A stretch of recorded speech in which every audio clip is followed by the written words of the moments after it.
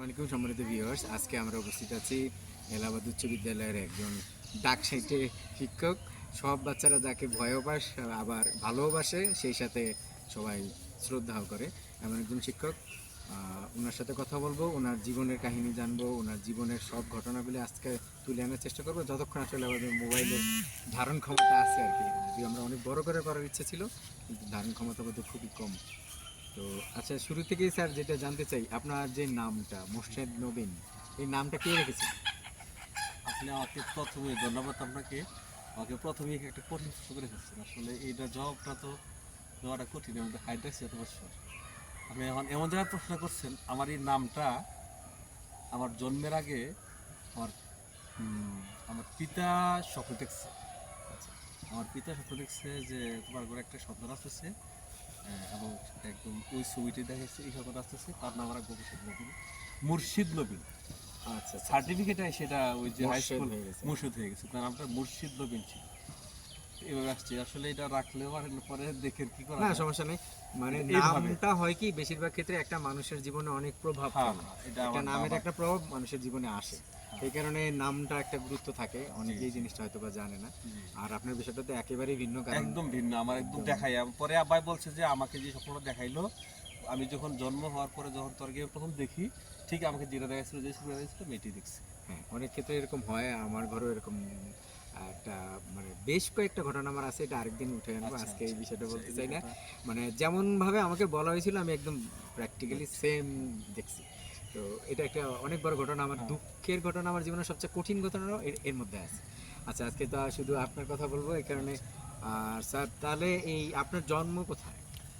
আমার বাড়ি হচ্ছে বাইরা গ্রাম। এটার মুরাদনগর উপজেলা ছিল, আর বর্তমান বাঙ্গরা বাজার উপজেলা চলে আসছে। এই কিছু নতুন উপজেলা। নতুন উপজেলা চলে আসছে।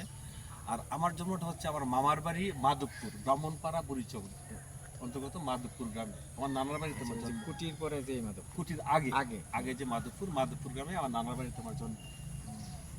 তো আমার জন্মটা ওইখানে মাধবপুরে। আমার মামার বাড়ির ভিতরে আমার একটা টান আছে। আপনার বেড়ে ওঠাটা কোথায় তাহলে? আমার বের ওঠা আমাদের ইয়েতে। আমার এখানে একটা ব্যাপার আছে। এখানে আমার আমার বড় দুইটা বোন ছিল, আমাদের গ্রামে জন্মগ্রহণ করছে বাইরাতে। তো ওরা মারা যাওয়ার পরে আমার নানা চেষ্টা করে বললো যে ঠিক আছে, এবার এই বাচ্চাটা এখানেই হোক।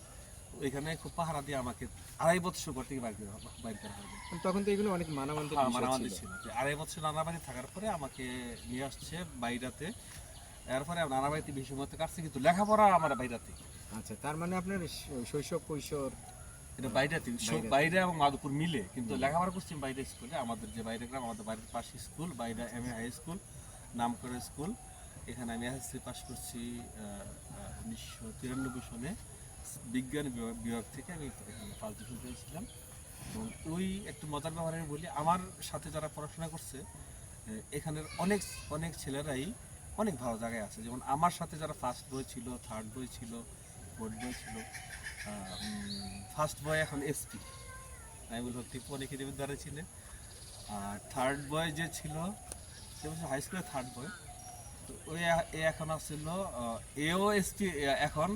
সে অ্যাসিস্ট্যান্ট প্রফেসর ছিল শিক্ষা ক্যাডারে।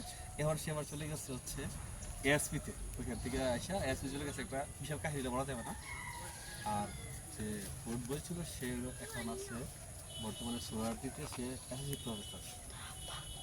খুব ভালো বছর স্যার, আমি আছি আপনার স্কুলে, চেষ্টা করতেছি। তাহলে যেটুকু জানলাম যে আপনার ব্যাচের অনেক অনেকেই অনেক জুয়েল ভালো ছেলে ভালো মেয়ে আছে জায়গায় আছে। আমার কাছে। এটা আল্লাহর ইচ্ছা, আসলে ভাগ্য যার যেখানে নিয়ে যায়।